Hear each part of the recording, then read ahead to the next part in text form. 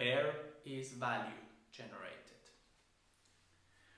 We see here a value stream as we have it in software development. We have first the idea where a business owner comes up with an idea.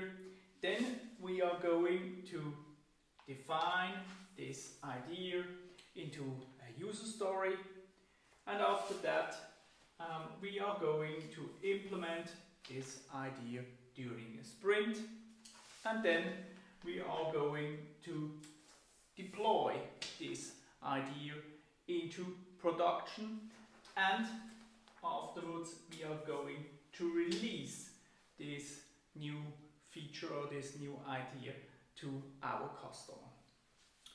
Through the whole value stream which we are having here, no value is generated until the idea or the feature is at the customer side.